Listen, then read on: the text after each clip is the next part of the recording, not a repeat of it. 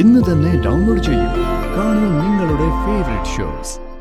എന്തോ മന്ത്രിമാര് പങ്കെടുക്കുന്ന എന്തോ ഒഴിവാക്കാൻ പറ്റാത്ത പരിപാടിയാന്ന് അറിഞ്ഞേ. അപ്പൊ പ്രതീക്ഷയ്ക്ക് ഭാഗയില്ലല്ലേ?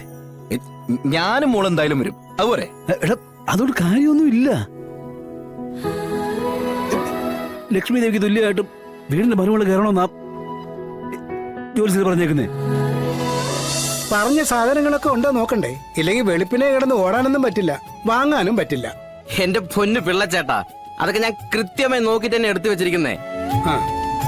ഇനിയിപ്പോ ഹോമത്തിന് വേണ്ട കുറച്ച് കാര്യങ്ങളും എത്തിക്കാനുണ്ട്. ശരി. അതെ, അപ്പോഴേ ഞങ്ങൾ പോയിട്ട് വരാം. ഇതൊന്ന് റെഡിയാക്കി വെച്ചേക്കണേ. എന്നാ ശരി. പിള്ളച്ചേട്ടാ വാ.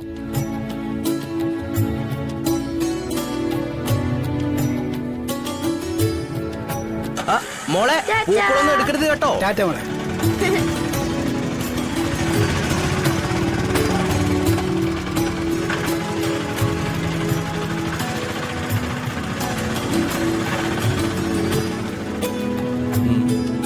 നീ എന്തെങ്കിലും നോക്കി നിൽക്കുന്ന ഇതൊക്കെ എടുത്ത് വെക്കേ. രോഹിത് പപ്പി മോളോട് ചോദിച്ചു നോക്ക്. സത്യമ്മ സത്യക്ക് വളയും മാലയൊക്കെ വാങ്ങിച്ചു കൊടുത്തിട്ട് പപ്പിമോള് ചോദിച്ചപ്പോ എന്താ പറഞ്ഞെന്ന് മോളെ പറഞ്ഞു കൊടുക്ക്. സത്യമ്മ എന്താ പറഞ്ഞെന്ന്. എനിക്കെന്താ ഒന്നും വാങ്ങിത്തരാത്തേന്ന് ചോദിച്ചപ്പോ നിനക്ക് നിന്റെ അച്ഛനും അമ്മയും വാങ്ങിച്ചു തരുമെന്നാ പറഞ്ഞേ. കേട്ടില്ലേ? ഇത്തിരി ഇല്ലാത്ത ഈ കൊച്ചിനോട് സത്യമ്മയ്ക്ക് എങ്ങനെ ഇങ്ങനെയൊക്കെ പറയാൻ തോന്നുന്നേ? മോൾ അകത്ത് പോയി കളിച്ചോ. അമ്മേ, ഞാൻ ഇതിന്നൊരു പൂ എടുത്തോട്ടെ? എടുത്തോ. ദേ എടുത്തിട്ടുണ്ടേ.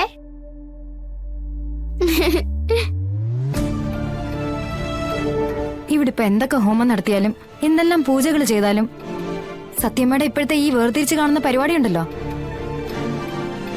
അതായത് രണ്ട് രീതിയിൽ കുട്ടികളെ കാണുന്ന പരിപാടി, അതൊട്ടും ശരിയായ പ്രവണതയല്ല. നമ്മുടെ പപ്പിമോൾ എന്താ ഈ വീട്ടിൽ അന്യാണോ? പന്തിയിൽ ഭക്ഷാഭേദം കാണിക്കുന്നത് ശരിയല്ല. ഇങ്ങനെയൊന്നും ചിന്തിച്ചിട്ടായിരിക്കില്ല സത്യമേ അങ്ങനെയൊക്കെ പറഞ്ഞത്. എല്ലാം നിന്റെ തോന്നലശാമേ. ഒരു തോന്നലും അല്ല. പപ്പിയെ സത്യമ്മ ഇപ്പൊ കാണുന്നത് ഒരു രണ്ടാം കണ്ണുകൊണ്ട് തന്നെയാ. ഇല്ലെങ്കിൽ ഈ രീതിയിലൊക്കെ പെരുമാറോ സത്യമ്മ? രോഹിത്തിനല്ലെങ്കിൽ ഇതൊന്നും മനസ്സിലാവില്ല. പക്ഷെ പപ്പിക്കത് മനസ്സിലായി. അല്ലാതെ അവള് എന്നോട് ഒന്നും പറയത്തില്ലല്ലോ അതൊന്നും. ശ്യാമേ, ഇനി ഇവിടെ നാളെ മുതൽ ഒരുമിച്ച് ഒരു കുടുംബം പോലെ കഴിയേണ്ടവരാ നമ്മള്. ചിലതൊക്കെ കണ്ടില്ല കേട്ടില്ല എന്നും നമ്മളെ അതൊന്നും ബാധിക്കില്ല എന്നും കരുതി മുന്നോട്ട് പോകണം. രോഹിത്തെ, എന്നോട് എന്ത് കാണിച്ചാലും കുഴപ്പമില്ല, അത് ഞാൻ സഹിക്കും. പക്ഷെ എന്റെ മോളെ ഒറ്റപ്പെടുത്താൻ നോക്കിയാ അത് ഞാൻ സഹിക്കില്ല. ഇവിടെ ഇപ്പൊ നടക്കാൻ പോകുന്നതൊന്നും നല്ല കാര്യത്തിനാണെന്നൊന്നും എനിക്ക് തോന്നില്ല.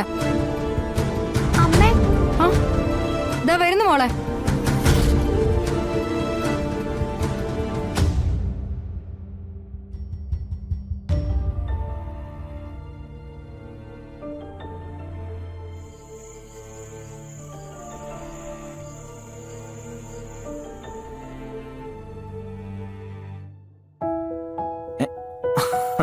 അത് ശരി, പഠിച്ചിട്ട് ആളോ ഉറങ്ങിയ? ഓ, എന്തായാലും കഴിച്ചിട്ടാണല്ലോ പഠിക്കായിരുന്നേ. അതുകൊണ്ട് ഇപ്പൊ എന്തായാലും കൊണ്ടുപോയി കിടത്താം. ഹലോ, നല്ല ആളെ. വാ വാ വാ വാ വാ. എന്റെ അമ്മോ, വെയിറ്റ് കൂടിയിട്ട അച്ഛന്റെ മോൾക്ക്.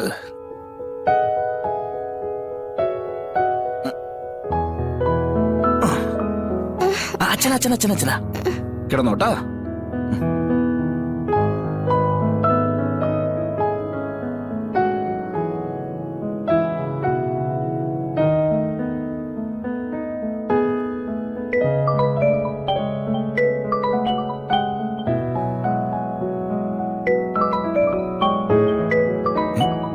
അച്ഛനാണല്ലോ. എന്താ രാത്രിയില്? എടാ മക്കളെ, നിന്നോട് സംസാരിച്ച് ഉറപ്പുവരുത്താതെ എനിക്കടന്ന് ഉറക്കം വരത്തില്ലടാ. അതുകൊണ്ടാ നിന്നെ വിളിച്ചേ. എന്തേ അച്ഛൻ കാര്യം പറ. എടാ, സത്യമോൾ ഉറങ്ങിയോ? അവള് പഠിക്കായിരുന്ന സോഫയിൽ തന്നെ കിടന്നുറങ്ങി. ഞാൻ അതിപ്പോ കൊണ്ടുപോയിട്ട് കിടത്തിയുള്ളൂ. എടാ മക്കളെ, നാളെയാ നമ്മളെ വീട്ടിലേക്കുള്ള കയറി താമസം വെച്ചേക്കുന്നതേ. പൂജാവിധി പ്രകാരമേ നിലവിളക്കുമായി കയറേണ്ടത് ശാലിനിയാ. എന്നാലേ ആ വീട്ടിൽ ഇതിലുള്ള ദോഷങ്ങളൊക്കെ മാറത്തുള്ളൂ. ഇല്ലെങ്കിൽ ഇനിയുള്ള കാലവും കണ്ണീര് തന്നെ ആയിരിക്കും ഫലം. എന്റെ അച്ഛ കാര്യങ്ങളൊക്കെ ശാലിനിക്ക് അറിയാവുന്നല്ലേ, ചിലപ്പോ വരെയായിരിക്കും. എന്തുകൂടാ നിനക്കൊരു ഉറപ്പില്ലാതെ ഇങ്ങനെ പറയുന്നേ? അറിയാലോ ഭാമേ, ആ ഒരൊറ്റ ഉറപ്പിലായിരിക്കുന്നേ. എല്ലാം ശാലിനി വരുമെന്നുള്ള പ്രതീക്ഷയിലാ ഒരുക്കിയിരിക്കുന്നേ. എടാ ഇനി അവള് വരാനിരിക്കൂ. അച്ഛ ഞാൻ കാര്യങ്ങളൊക്കെ ചോദിച്ചതാ, പക്ഷെ എന്തൊക്കെയോ പരിപാടികളുണ്ട് നാളെ. എന്തോ മന്ത്രിമാര് പങ്കെടുക്കുന്ന എന്തോ ഒഴിവാക്കാൻ പറ്റാത്ത പരിപാടിയാന്ന് അറിഞ്ഞേ. അപ്പൊ പ്രതീക്ഷയ്ക്ക് ഭാഗയില്ലല്ലേ? ഞാനും മോൾ എന്തായാലും വരും, അതുപോലെ. എടാ അതോട് കാര്യമൊന്നും ഇല്ല. ലക്ഷ്മി ദേവിക്ക് തുല്യമായിട്ടും വീടിന്റെ മരുമകള് കയറണമെന്നാ ജോലി ചെയ്ത് പറഞ്ഞേക്കുന്നേ. അതിനുവേണ്ടി ആ ഗണപതി ഹോമവും സർവേശ്വര പൂജയും നമ്മൾ നടത്തുന്നേ. എടാ ശാലിനി വന്നില്ലെങ്കിൽ ഇതെല്ലാം വെറുതെ ആവുന്നേ. ഒരു കാര്യം ഞാൻ പറയാം, ഇപ്പൊ എല്ലാം മറന്നേ മനസ്സമാനത്തോടെ ഒന്നിക്കാൻ മനസ്സ് കാണിക്കുന്ന ഭാമേ ഈ ഒരൊറ്റ കാരണം കൊണ്ട് പഴയ സത്യഭാമയാവാനും സാധ്യതയുണ്ടേ.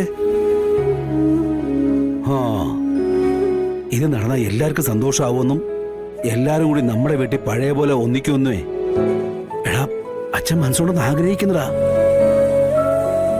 അതെല്ലാം വേറോടെ പിഴുതരേണ്ടി വരുന്ന ഓർക്കുമ്പോ മനസ്സിന് വല്ലാത്തൊരു വിങ്ങല കേട്ടോ.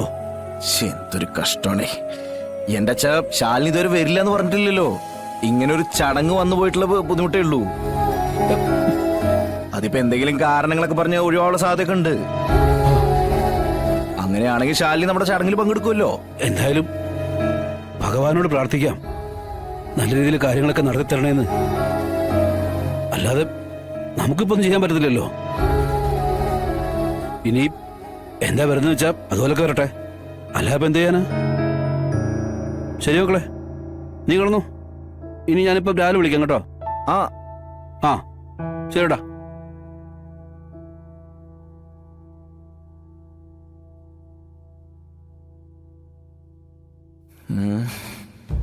എന്തായാലും അച്ഛൻ വിളിച്ച കാര്യം ഷാനിയോടൊന്ന് സൂചിപ്പിച്ചേക്കാം.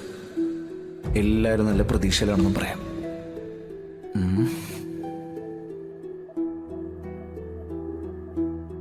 എന്റെ കാര്യങ്ങൾ ഞാൻ പറഞ്ഞു കഴിഞ്ഞു. ഇത് കൂടുതൽ എനിക്കൊന്നും പറയാനില്ല. അമ്മയ്ക്ക് വേറെ എന്തെങ്കിലും പറയാനുണ്ടോ? എനിക്ക് നിന്നോട് വേറെന്താ സംസാരിക്കാനുള്ളത്? മോളെ കണ്ടോണ്ട് മാത്രം അവിടെ അങ്ങനെ ഒരു ചടങ്ങ് തന്നെ സത്യം അമ്മ സംഘടിപ്പിച്ചിരിക്കുന്നത്. ഇത്രയും നന്നായി ഒരു പരിപാടി നടത്തുമ്പോ, അതും മോളെ സ്വീകരിക്കാൻ വേണ്ടി വീടും വീട്ടുകാരും ഒക്കെ തയ്യാറാവുമ്പോഴേ നീ ചെല്ലാതിരിക്കുന്നത് ശരിയായ രീതിയല്ല കേട്ടോ. എന്നേക്കാൾ വിവരവും വിദ്യാഭ്യാസവും നിനക്കില്ലേ? അതുകൊണ്ട് ഇങ്ങനെയുള്ള കാര്യങ്ങൾ ഞാൻ പറഞ്ഞ് മനസ്സിലാക്കേണ്ട കാര്യമല്ലല്ലോ. അമ്മേ, മന്ത്രിമാരൊക്കെ പങ്കെടുക്കുന്ന ഒരു വലിയ ചടങ്ങില് എനിക്ക് പങ്കെടുക്കേണ്ടതായിട്ടുണ്ട്.